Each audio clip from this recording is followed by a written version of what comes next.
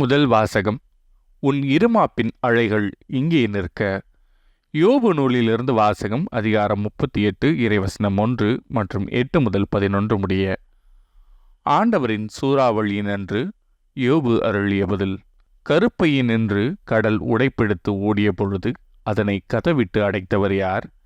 மேகத்தை அதற்கு மேலாடையாக்கி காரிருளை பொதி துணியாக்கி எல்லைகளை நான் அதற்கு குறித்து கதவையும் தாழ்பாலையும் பொருத்தி, இதுவரை வருவாய், இதற்கு மேல் அல்ல, உன் இருமாப்பின் அழைகள் இங்கே நிற்க என்று நான் இயம்பிய போது எங்கிருந்தாய் நீ? இது ஆண்டவரின் அருள்வாக்கு.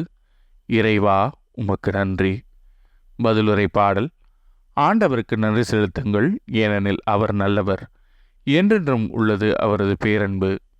சிலர் கப்பல் ஏறி கடல் வழி சென்றனர், நீர்த்திரள் மீது வாணிகம் செய்தனர். அவர்களும் ஆண்டவரின் செயல்களை கண்டனர், ஆழ்கடலில் அவர்தம் வியத்தகு செயல்களை பார்த்தனர். ஆண்டவருக்கு நன்றி செலுத்துங்கள், ஏனெனில் அவர் நல்லவர், என்றென்றும் உள்ளது அவரது பேரன்பு. அவர் ஒரு வார்த்தை சொல்ல புயல் காற்று எழுந்தது, அது கடலின் அலைகளை கொந்தளிக்கச் செய்தது. அவர்கள் வானம் மட்டும் மேலே வீசப்பட்டனர், பாதாள மட்டும் கீழே தள்ளப்பட்டனர். அவர்கள் உள்ளமோ இக்கட்டால் நிலை குலைந்தது. ஆண்டவருக்கு நன்றி செலுத்துங்கள், ஏனெனில் அவர் நல்லவர், என்றென்றும் உள்ளது அவரது பேரன்பு. தம் நெருக்கடியில் அவர்கள் ஆண்டவரை கூவி அழைத்தனர். அவர்கள் குற்ற துன்பங்களிலிருந்து அவர் அவர்களை விடுவித்தார். புயல் காற்றை அவர் பூந்தென்றலாக மாற்றினார், கடல் அலைகளும் ஓய்ந்துவிட்டன. ஆண்டவருக்கு நன்றி செலுத்துங்கள், ஏனெனில் அவர் நல்லவர், என்றென்றும் உள்ளது அவரது பேரன்பு. அமைதி உண்டானதால் அவர்கள் மகிழ்ச்சியுற்றனர். அவர்கள் விரும்பிய துறைமுகத்திற்கு அவர் அவர்களை கொண்டு போய் சேர்த்தார். ஆண்டவரின் பேரன்பை முன்னிட்டு, மானிடரான அவர்களுக்கு அவர் செய்த வியத்தகு செயல்களை முன்னிட்டு அவர்கள் அவருக்கு நன்றி செலுத்துவார்களாக. ஆண்டவருக்கு நன்றி செலுத்துங்கள், ஏனெனில் அவர் நல்லவர், என்றென்றும் உள்ளது அவரது பேரன்பு. இரண்டாம் வாசகம். பழையன கழிந்து புதியன புகுந்தன.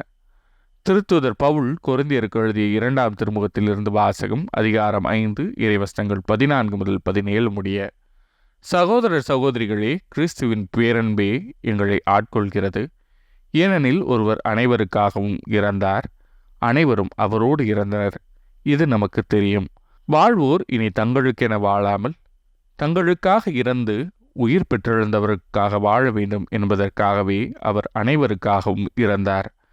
ஆகவே இனிமேல் நாங்கள் எவரையும் மனித முறைப்படி மதிப்பிடுவதில்லை. முன்பு நாங்கள் கிறிஸ்துவையும் மனித முறைப்படிதான் மதிப்பிட்டோம். ஆனால் இப்போது அவ்வாறு செய்வதில்லை. எனவே ஒருவர் கிறிஸ்துவோடு இணைந்திருக்கும் போது அவர் புதிதாக படைக்கப்பட்டவராயிருக்கிறார்.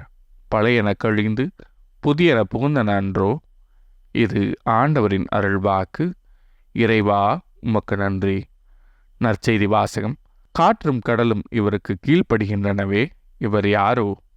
மார்க் எழுதிய தூய நற்செய்தியிலிருந்து வாசகம். அதிகாரம் 4 இறைவசனங்கள் 35 முதல் 41 முடிய.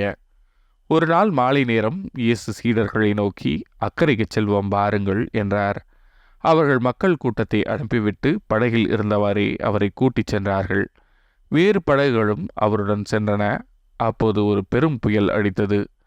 அலைகள் படகின் மேல் தொடர்ந்து மோத அது தண்ணீரால் நிரம்பிக் கொண்டிருந்தது. அவரோ படகின் பிற்பகுதியில் தலையினை வைத்து தூங்கிக் கொண்டிருந்தார்.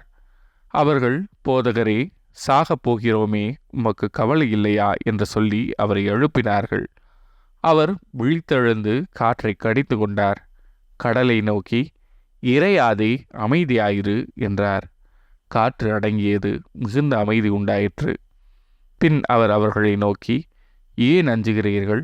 உங்களுக்கு இன்னும் நம்பிக்கை இல்லையா என்று கேட்டார்.